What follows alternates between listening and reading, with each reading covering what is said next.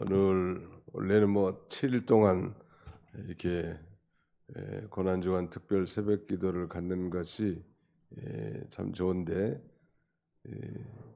우리는 그 월요일부터 금요일까지 하고, 또 금요일은 저녁에 이제 저녁 기도로 이렇게 대체합니다. 아무튼 이 고난주간 특세의 마지막 날까지 이렇게 참여하신 여러분들을 진정으로 축복하고 환영합니다. 우리 잠깐 인사할까요? 축복합니다. 사랑합니다. 한번 하겠습니다. 축복합니다. 사랑합니다. 네. 내일 집 장가갈 신랑 신부 오늘 왔네 보니까. 네. 어제 한 번도 안 나온 사람은 인간이라고 했더니 인간 성도가 되기 위해서 오신 것 같습니다. 네. 감사합니다. 자, 오늘 말씀의 제목은 그 46절에 보시면 예수께서 큰 소리를 불러 이르시되 아버지 내 영혼을 아버지 손에 부탁하나이다 하고 이 말씀을 하신 후 숨지시니라 그랬는데, 내 영혼을 부탁하나이다 이런 제목으로 오늘 하나님 말씀을 대언하고자 합니다.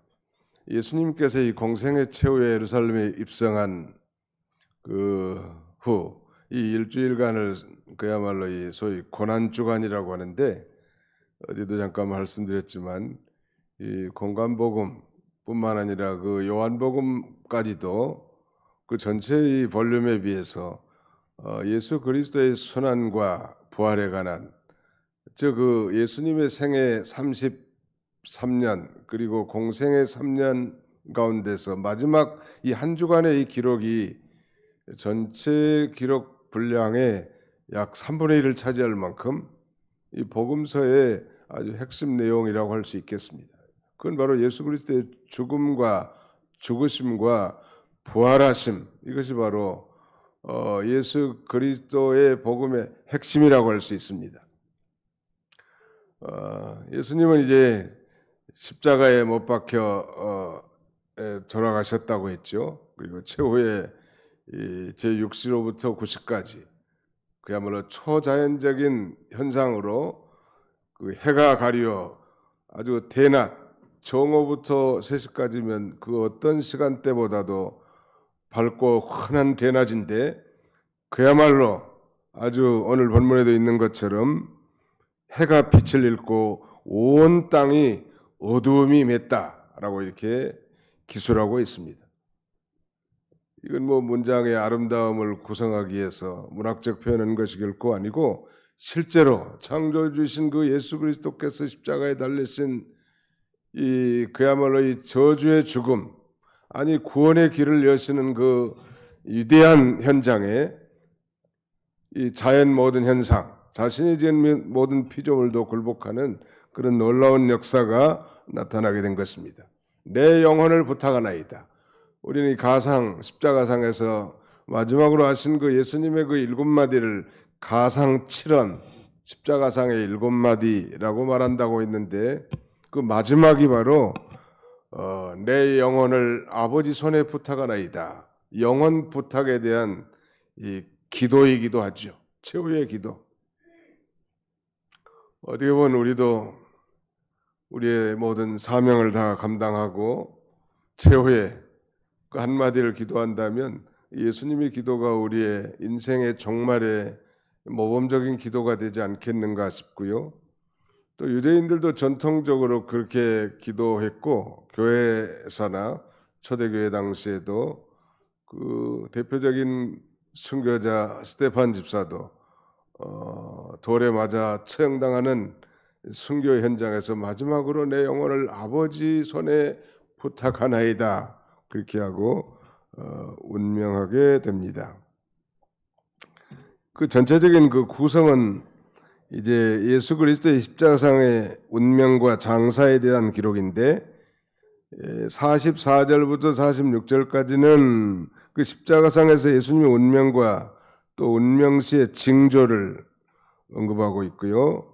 또 47절로 49절 두 번째 내용은 예수님의 운명을 목격한 그 백부장이라든지 많은 무리들의 반응에 대해서 기록하고 있습니다. 그리고 마지막 50절, 56절은 예수님의 이 장사 과정과 안식일 휴식에 대해서 이렇게 언급하고 있는데, 오늘 특별히 그 제목에 부합된 대로 내 영혼을 아버지 손에 부탁하나이다, 이 말씀에 초점을 맞추고자 합니다. 이 부탁하나이다, 그 원어를 찾아보니까 이 파라티데마이 이렇게 돼 있어요. 파라티데마이. 이 단어의 원형은 티뎀이라고 되어 있는데, 이 파라라는 말이 보통 파라클레시아 하는 것처럼 파라처치, 뭐뭐 곁에, 그런 말이거든요. 그 다음에는 티뎀이, 이 말은 놓다, 그런 말이니까 이것은 뭐뭐 곁에 놓다 하는 그런 언어적 의미로 맡기다, 위탁하다, 그런 말입니다. 하나님의 손에 의해서 자신의 영혼이 하나님 곁에 있기를 원한다, 그런 말이에요. 지금 하나님, 우리도 그런 기도하면 참 좋지 않겠어요? 일생을 이제 다 마치고, 주님, 저도 이제 눈을 감고 마지막 주님의 곁에 있기를 원합니다, 이런 간절한 기도. 예수님의 이 기도문은 사실 시편 31편 5절 상반절의 말씀을 묵상하는 그런 기도입니다. 거기 보면 내가 나의 영을 주의 손에 부탁하나이다 라고 이렇게 노래하고 있거든요. 예수님은 그야말로 이 성경 말씀으로 시작해서 그의 지상 사역을 성경 말씀으로 마치면서 하나님을 향한 이 절대적 신뢰와 신앙을 보여주고 있죠. 내 영혼을 하나님의 손에 부탁하나이다. 그 영혼을 지금 부탁하는 거. 한번 상상해 보십시오. 지금 완전히 물과 피를 다 쏟아 내리시고 모든 기력이 다 소진되고 그야말로 숨 거두기 직전 마지막 이제 혼신의 힘을 다해서 한마디를 내뱉습니다. 그게 바로 이 마태나 마가는 구체적으로 기술하지를 않았어요. 내 영혼을 아버지 손에 부탁하나이다 이렇게 하지 않고 큰 소리를 지르고 숨을 거두시니라, 그런 표현을 썼단 말이에요. 근데 누가는 상당한 그 역사적 통찰력이 있었던 것 같고, 그 역사가들의 공통적인 특징은 사실대로 정확하게 기술하고 하는 그런 그 은사들이 있죠. 아무튼 예수님의 이 마지막 피날레 기도는 우리 인생의 종말의 기도가 되어야 될 것입니다. 놀라운 사실은 예수님의 이 기도가 끝나자마자 사실은 45절에 보면 성소의 휘장이 한가운데로 찢어지더라. 그 내용이 뒤로 45절과 46절이 좀 뒤집어져 있는 것 같지만, 마태와 마가는 먼저 예수님이 운명하시고 성소의 휘장이 찢어졌겠다고 이렇게 기술하고 있습니다. 거의 동시적이지 않겠는가? 그야말로 예수님이 운명하시는 순간 성소의 휘장이 위로부터 아래로 찢어진 것입니다. 운명하시다는 말은 우리 번역인데 그 원어를 찾아보니까 영혼을 내주심으로 죽음을 맞이하시다, 그런 말이에요. 엑세 푸뉴센, 엑세란 말이 못못 바깥으로, 푸뉴센 이 말은 영혼이거든요. 그러니까 이 영혼을 내주심으로 죽음을 맞이하시니라, 그런 의도입니다. 근데 우리 성경은 그냥 숨을 밖으로 내시다, 마지막 호흡을 하시다, breathed his last, 그러니까 his last breath라고 할 수 있습니다. 그의 마지막 호흡을 내시는 것. 근데 그 원어적 의미가 상당히 의미심장하죠. 영혼을 내주심으로 죽음을 맞이하시다. 그러니까 이 영어 자기가 뭐 죽임을 당한 게 아니라 스스로 그렇게 예수님의 이 자의적 결정에서 그 영혼을 내주셨다는 거예요. 창조주시니까. 그런데 그가 동시에 이제 성소의 휘장이 한 가운데로 찢어졌다는, 우리가 잘 배운 대로 이 구약시대 이동식 성막에는 그 성소와 지성소로 구성되어 있죠. 그 뜰에 지나 물두멍을 지나 들어가면 그 성소와 지성소를 가로막는 커튼, 베일이 바로 이 휘장입니다. 이 성소와 지성소를 가로막는 데는 기둥이 4개가 있는데 그 기둥에다가 각각 고리를 만들어 놓고 이 휘장을 그 고리에다 걸어요. 근데 그 휘장은 뭐 청색, 자색, 홍색 실, 가는 배실로권, 짠, 그런 아주 천이고, 그 천에다가 천사의 모양, 그룹의 이 말하자면 모양을 수놓아 가지고 이 성소와 지성소를 구분하게 했습니다. 사실 이 성소는 일반 제사장들이 늘 안식일이라든지 제사 때마다 가서 등대에도다 뭐 점검하고 떡상도 교체하고 분향하고 할 수 있지만 이 지성소는 대제사장만이 들어갈 수 있는데 그것도 1년에 1차씩 짐승의 피를 가지고 들어갈 수 있게 됩니다. 그러니까 이 지성소는 지극히 거룩한 성소란 뜻인데 거기는 하나님만이 임재해 계신 곳입니다. 아론의 두 아들 나답과 아비후가 다른 불을 가지고 분향하다가 죽기까지 했었죠. 그러니까 이 잘못하면, 그래서 제사장의 발목에다 끈을 묶어놔요, 항상 밖에서. 그리고 제사장의 이 예봇 밑에는 방울이 달려 있어서 그가 직무를 수행한 동안에 이 방울 소리가 들리게 해놨고, 소리가 들리지 않으면 죽은 줄 알고 그 시신을 다리에 묶은 끈으로 잡아당기게 해놨단 말. 한마디로 하나님이 임재해 계신 곳은 이 거룩한 곳이고 우리 성도도 거룩한 존재이기 때문에 이 하나님의 나라에 있어서 가장 핵심된 가치는 거룩함입니다. 부흥도 좋고 그 다음에는 좋은 이벤트도 좋지만 하나님의 일은 거룩함에 있는 것입니다. 거룩함이 상실된 곳에 능력이라는 게 존재하지 않아요.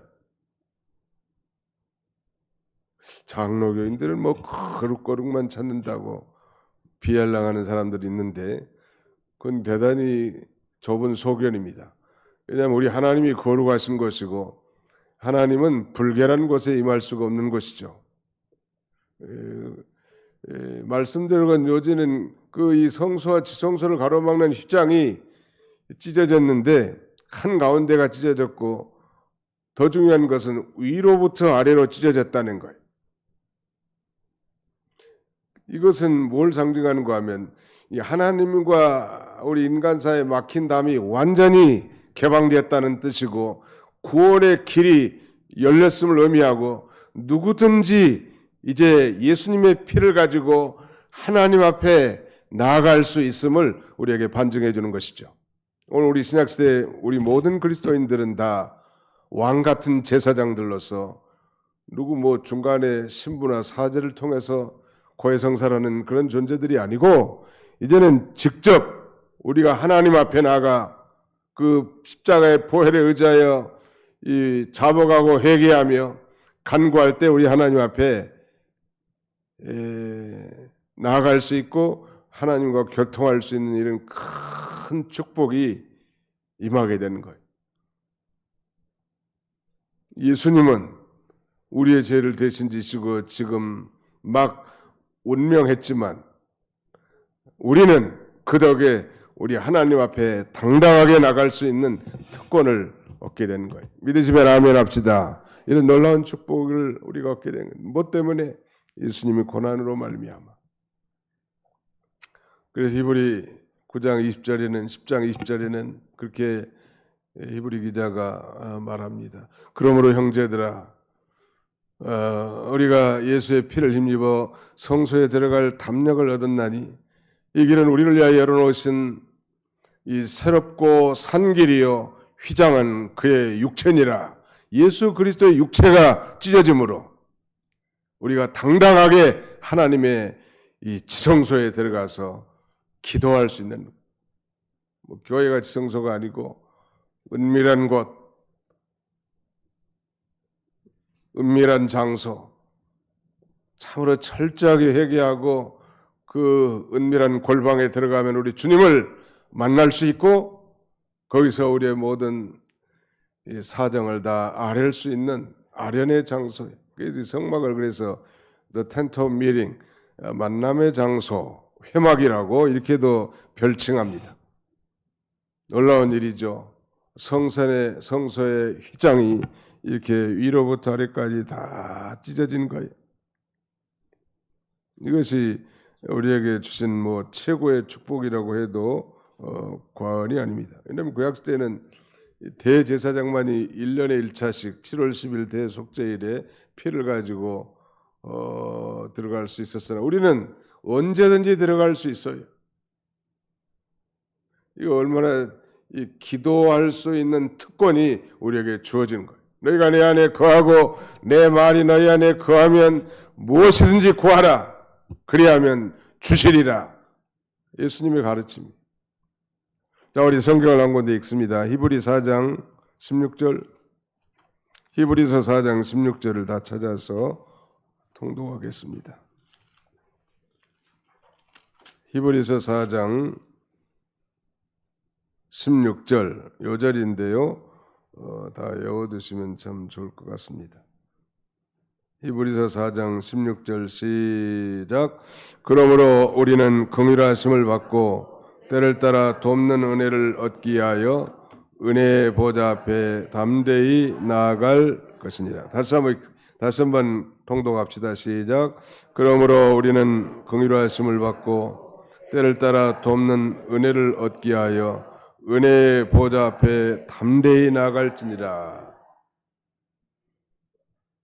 그 지성소를 건너서 이 휘장을 건너서 지성소에 들어가면 소위 언약궤, 법궤가 있는데 그 법궤의 뚜껑을 속죄판이라고 하고 다른 말로는 그 속죄판을 시은좌, the mercy seat라고 말합니다.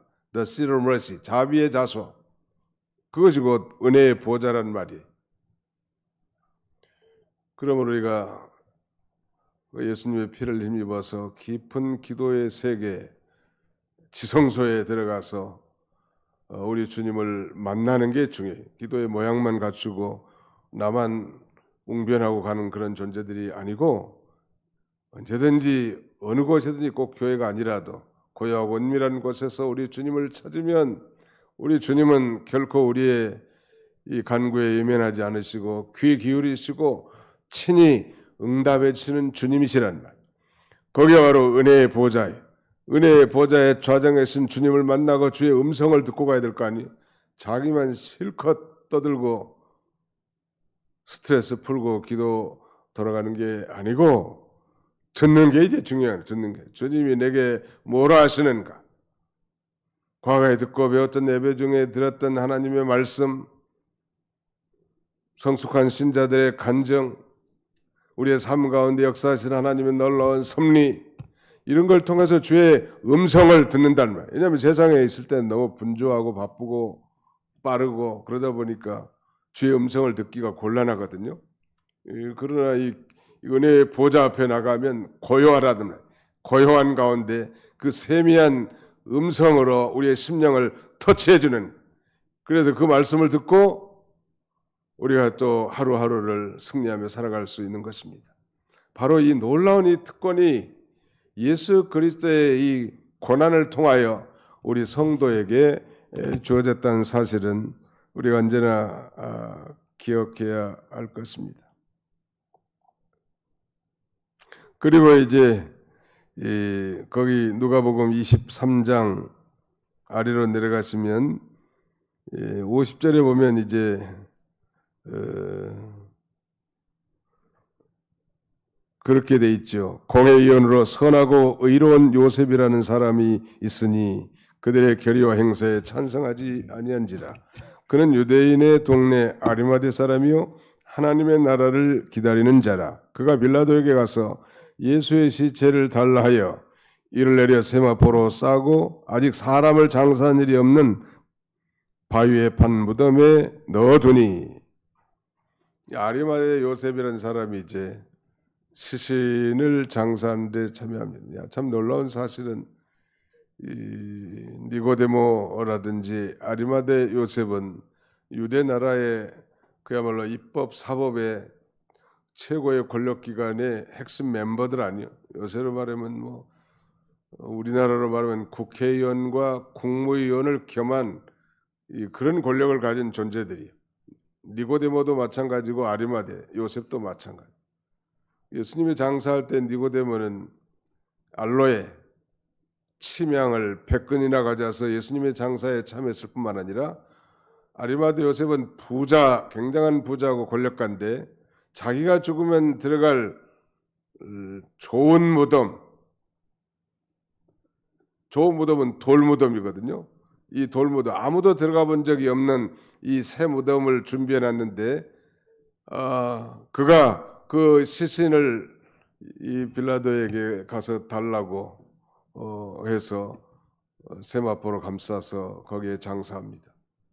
참 아이러니한 사실인데 그는 다른 성경에 보면 선하고 의로운 사람이긴 하고 권력가이긴 하지만 정말 당당하게 예수를 그리스도라고 내가 정말 크리스찬이라고 커밍아웃 못했던 은희한 그런 인물이었습니다.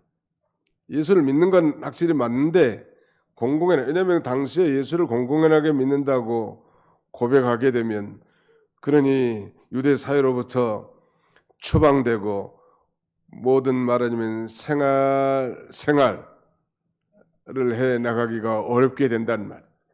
그러니까 숨어서 은밀하게 예수를 믿는 건 확실하지만 이렇게 비겁한 사람이었지만 적어도 예수 그리스도가 십자가에서 운명하신 이후에는 이제 당돌하게 말하자면 권력자 빌라도에게 가서 예수님의 시체를 달라고